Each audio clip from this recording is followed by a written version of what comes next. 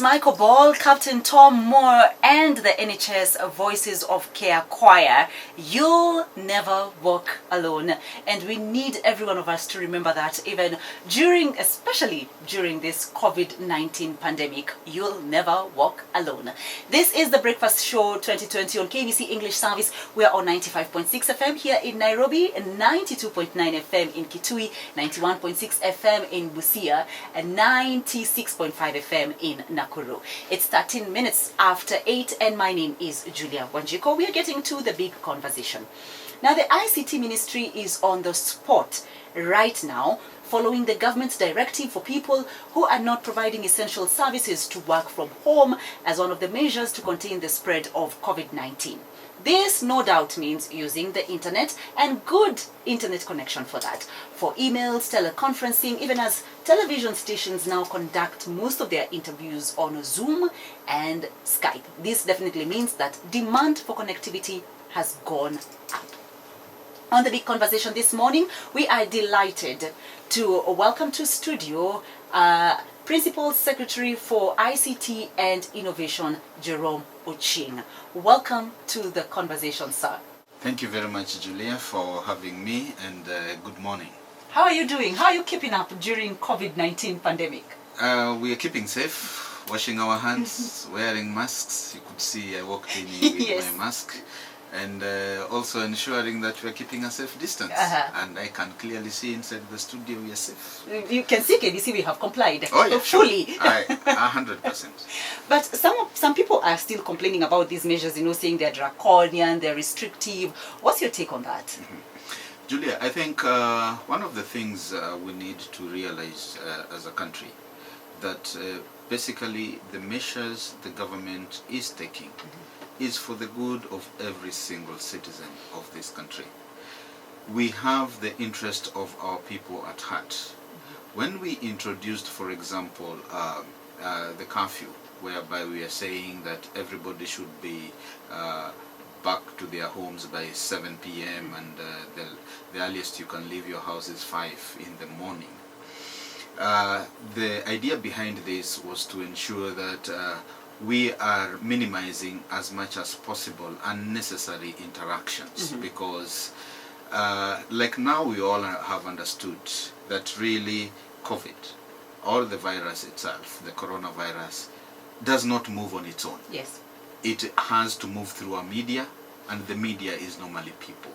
So the fact that we were minimizing movement is actually basically trying to say we are minimizing the movement of the coronavirus. As government, it's very important for people to realize that we actually are the biggest loser in terms of revenue collection. Right. Because if restaurants are not working, if bars are not working, if people are not working, government in itself does not get revenue.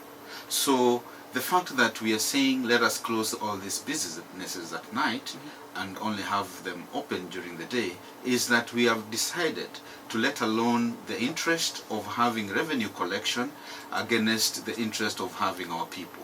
That we do not want to lose our people, we are better off losing revenue. Revenue can be recovered. There we will put in what we are calling the plan is already in place, what we are calling the post-COVID economic strategy to recover revenue.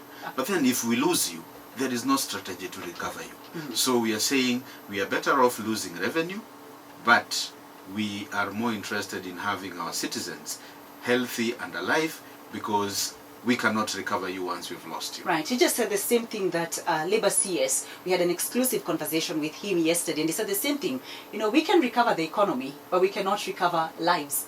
If we lose them, especially to COVID-19. You talked about government measures such as closing down businesses, but yesterday, Health CS Mutahika, we announced that the government will begin easing restrictions on businesses countrywide, for instance, restaurants being allowed to open from 5 a.m. and close at 4 p.m. in order to allow hotel workers to get home in time for the curfew. So are we seeing that these regulations government is beginning to ease on some of these restrictions? Yes, we're beginning to ease on these restrictions because, let me tell you, Julia, we as government monitor on an hourly basis, on a daily basis, the progress of this particular pandemic.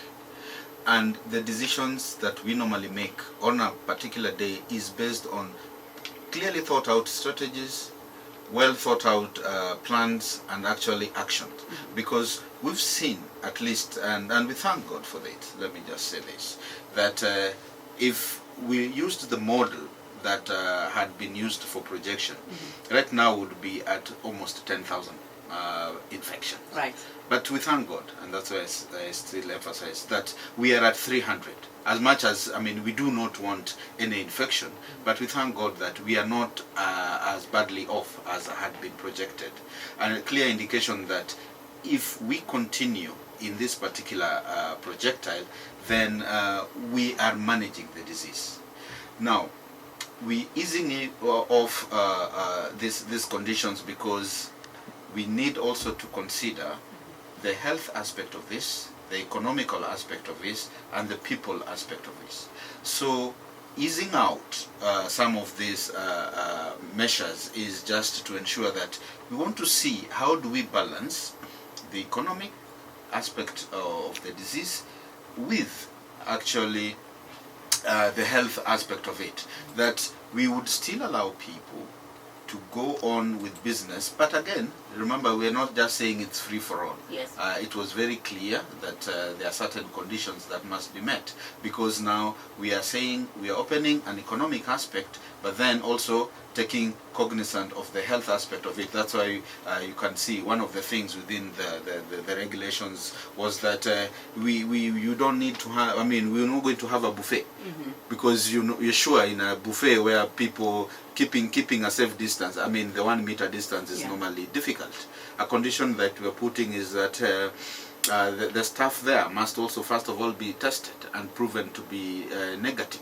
So we are saying that we are managing a health condition, but again also in taking into consideration that life must go on. I mean, we are seeing a situation whereby now people in the hotel industry, in this food industry will begin streaming back to work slowly, but then also taking into consideration that we still need to take care.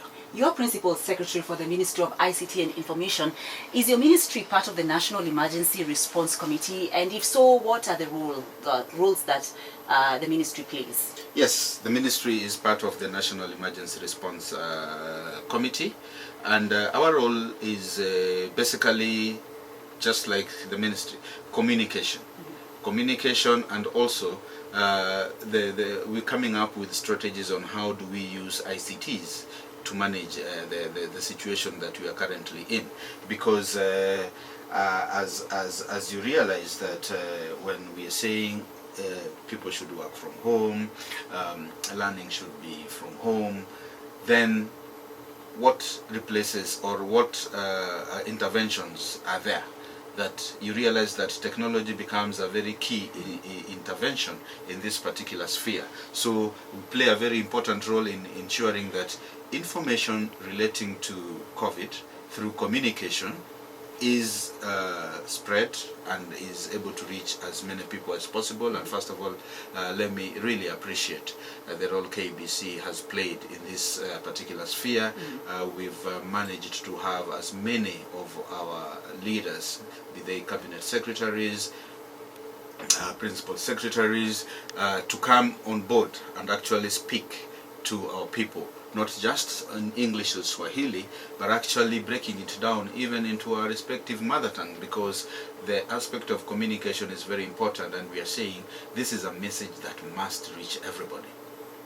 So we are coming in there as really people who are supporting in terms of communication, and also coming up with innovative ideas in terms of how we can move forward in this pandemic. Let's talk about the innovative ideas. And the ICT Ministry is on the spot right now, even as people who are not providing essential services have been asked to work from home. We are seeing television stations using platforms like Skype and Zoom to conduct interviews. How is the ministry ensuring that Kenyans can use this medium satisfactorily? Yeah, well, thank you very much. First of all, even within government itself, Right now, we still continue having our meetings, but actually our meetings are conducted online. This is courtesy of the Ministry of ICT, because for you to be able to conduct this conversation online, you need a particular infrastructure. Infrastructure that ensures that there is connectivity between various agencies. So as a country, I would say we were fortunate enough that we had already laid down our infrastructures across all the ministries, that all the ministries are interconnected through fiber. We have what we are calling the Government Common Core Network that has actually connected all the ministries. So cabinet secretaries in the comfort of their offices are able to have their cabinet meetings that happens every week through the internet. We are using a platform called WebEx because of its security features. And then also we have Principal Secretary also conducting our weekly meeting also online. Beyond that, we also had already prepared infrastructure at the county levels. We have also what we are calling the NOFB, National Optical Fiber Backbone Infrastructure, that had been terminated at each and every previous district headquarters and county headquarters. So our county commissioners right now are also able to communicate online through the online platforms that currently are available and they are using, and they are actually conducting their meetings. I've seen a great increase in the number of people conducting their businesses online, because we've been facilitating them that through giving them the softwares and supporting them. So clearly the fact that we had infrastructure in place, and also the fact that we are able to support them is a role we have rightfully played as a ministry in this particular space. In terms of education, again, we have the Ministry of Education through the Kenya Institute of Curriculum Development. We have what we are calling the Government Education Cloud. This is the platform from which all the courses are uploaded, and actually learners should be able to download and access respective learning materials.